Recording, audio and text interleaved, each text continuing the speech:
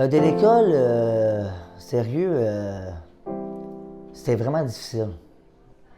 Parce que quand j'ai pris du Ritalin, je me suis senti comme à part. C'était difficile, c'est pas à cause des profs, là. Ils m'ont donné ça, puis ils me disaient, prends ça. Puis je voulais être concentré, mais moi, j'étais pas concentré, là, ben raide, là. Le prof, il me parlait, puis j'étais comme parti, là. C'était la plus grosse dose que j'avais, puis mes devoirs, j'étais pas capable de les faire. C'est pas cause que j'ai pas eu des bons parents, là. J'ai eu tellement des bons parents, mais c'était moi, là, dans ma tête à moi, je me suis dit, il me semble qu'il manque de quoi. À l'école, dans le temps, il n'y en avait pas de professionnels pour nous aider, genre, ils te donnaient un Ritalin à cause que t'étais TDAH, puis ah ouais, apprends ça, puis ça va te calmer les nerfs. Au contraire, ça te calme pas les nerfs. J'étais pas concentré bien raide, le professeur il manquait de quoi, j'étais comme plus là. Quand j'allais à l'école, c'était très difficile parce que je suis née avec un malentendant, puis j'avais un problème de langage. Quand tu es malentendante, c'est plate parce que tu peux, à l'école, tes amis te rient de toi, t'es intimidé, t'es mis à part. T'essayes d'écouter le prof, puis des fois, tu n'entends pas trop que le prof qui dit. J'étais mieux dans une classe spécialisée. Je suis née en Haïti, j'arrive ici à l'âge de 12 ans pour une opération dans une jambe. Ça supposé durer 1 an et 6 mois, mais ça fait 20 ans que je suis au Canada, puis j'ai jamais retourné en Haïti. Puis ben, c'est une madame québécoise qui m'a fait venir ici au Canada. Mon intégration à l'école, c'est... Bon, je ne peux pas dire que c'était facile, mais c'était très difficile. J'ai appris le français littéralement en 3 mois parce que j'avais les déterminations de parler avec la madame qui ne parlait pas du tout le créole. Si je voulais communiquer avec elle, je devais apprendre le français facilement. Ben, l'expérience à l'école, c'est vraiment différent comparé à dans mon pays. Dans mon pays, on apprend tous par cœur. Rendu ici, c'est une autre affaire. Il faut savoir les affaires, pas écrire, toutes les tralala. Quand tu connais pas la langue, tu dois apprendre les verbes, les si, les tralala, puis c'est vraiment difficile. Comme moi, le français, c'était très difficile pour moi, l'écrire, le parler, puis ben oui, forcément, comme j'avais pas le goût d'aller à l'école, comme on s'est fait juger pas mal beaucoup là. Ah oui, à 16 ans, les professeurs me disent que tu n'étais pas assez bonne Bon, c'était pas ta place ici, soit que tu vas faire un DEP, soit que tu devais laisser la place à quelqu'un d'autre qui veut vraiment apprendre. J'ai subi beaucoup d'intimidation à l'école, mais je sais pas comment j'ai fait. J'ai réussi à m'accrocher, puis j'ai quand même eu mon diplôme, mais ça a quand même été très difficile, puis j'ai eu beaucoup d'appréhension pour mon fils quand il a commencé l'école. J'avais vraiment peur qu'il subisse ce que j'ai subi. C'est surtout ça, ouais. Quand j'étais à l'école, quand j'étais jeune, avant d'avoir des relations amoureuses sérieuses, ben j'aimais ça, je lisais, j'écrivais beaucoup parce que ma mère nous a toujours donné des livres, puis je faisais des poèmes, puis tout. Ça m'a aidé, je pense que ça m'a beaucoup aidé à passer à travers du cheminement scolaire. Mais comme les relations que j'ai eues étaient très toxiques et c'était vraiment pas valorisé de lire, d'écrire. Ils se moquaient de moi. C'était pas important pour eux. J'ai arrêté de lire puis d'écrire à cause de la façon qu'ils me jugeaient quand je le faisais. Puis ben, il a fallu que je vienne au Fablier pour retrouver le goût de lire et d'écrire. Puis réussir à passer ça à mon fils avant qu'il vienne, c'était vraiment pas ça. L'éducation, d'abord, c'est bien important parce que les personnes sourdes, dans leur famille, des fois, ils n'ont pas nécessairement l'argent pour les envoyer dans des écoles spécialisées. Donc, il y a un gros manque. Donc, c'est pas la même chose partout aussi. Les parents qui savent pas quoi faire avec un enfant sourd. Donc, ça, c'est normal au début, là.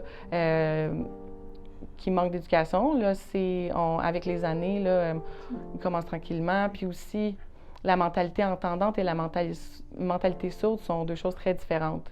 C'est pour ça là, que c'est plus difficile au début. Là, les sourds, quand ils apprennent à signer et écrire, c'est différent.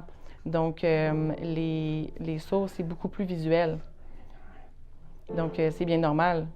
Et avec le visuel, c'est comme ça ici qu'on les encourage à apprendre l'écriture, c'est ça. Comment j'ai trouvé l'école? J'avais de la misère à me concentrer. Les autres élèves, soit ils niaisaient, soit qui coupaient la prof. J'avais de la misère à lire. J'avais l'impression que c'était une honte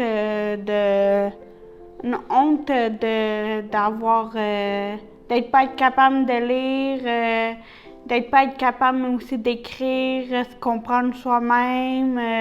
Est-ce que le prof va comprendre qu'est-ce qu'on écrit? Ben, j'ai été dans des classes spéciales, mais c'était dans des groupes de 10 personnes ou dans la classe spéciale, je me sentais bizarre puis défavorisée, là, moins importante. Là. Ben, à cause de ma déficience, là, le prof, il écrivait des mots, là, mais je prenais le temps de checker si c'était bien écrit. Tu comprenais, là. Je sais pas, là. Le prof, on dirait qu'il prenait le train aussi, mais en même temps, il fallait que tu écrives en même temps qu'il faut que tu comprennes qu'est-ce qu'ils disent le cours, là. Il faudrait que tu fasses 2 jobs en même temps, là. C'est ça, là. J'aimais pas trop l'école. J'avais pas beaucoup d'amis. Le fait que j'avais une déficience, ça m'apportait pas d'importance, là. Je voyais pas trop nécessaire d'aller à l'école, là. Pour moi, c'était... OK, je sortais de la maison, là, un point, c'est tout. Je dis, bon, qu'est-ce que je vais faire de ma vie, moi, là? Je suis pas capable d'écrire puis de lire, là. Tu me passes une feuille puis je sais rien faire, là. Tu sais, je demande aux personnes de lire ça pour moi, puis moi, j'avais honte de moi, là. J'ai travaillé 3 ans sur vidange pour ensuite lâcher, puis j'ai eu bien la misère après ça à trouver des jobs parce que mon CV, j'allais apporter un CV. Le boss, il me donnait une feuille. Je dis, je vais la rapporter chez nous. Puis, tu sais, je voulais remplir, mais le boss, il savait, c'était pas écrit dans mon front, mais il savait dans mon visage, j'avais dit, oh, il y a quoi qui se passe là? Pourquoi il le ramène à la maison? Ben, pourquoi il ne le remplit pas là? Ben, moi, tu sais, j'avais comme difficile là-dessus, là, écrire et lire, tu sais. J'étais capable de marquer mon adresse, mais le reste, j'étais pas capable de le remplir parce que je savais pas lire. À quoi il va servir le certificat que je vais recevoir? Est-ce que ce certificat-là il va être reconnu au nom du gouvernement? Puis tout ça, là. Ouais, j'ai fait pas mal de stages, mais ça n'a pas abouti sur un emploi, là. J'ai fait des stages pas mal en cuisine aussi, mais ça n'a rien donné comme travail. J'ai décidé de faire, bon, je vais faire mon permis de conduire. Je vais me savoir en chambre aussi, comme tout le monde.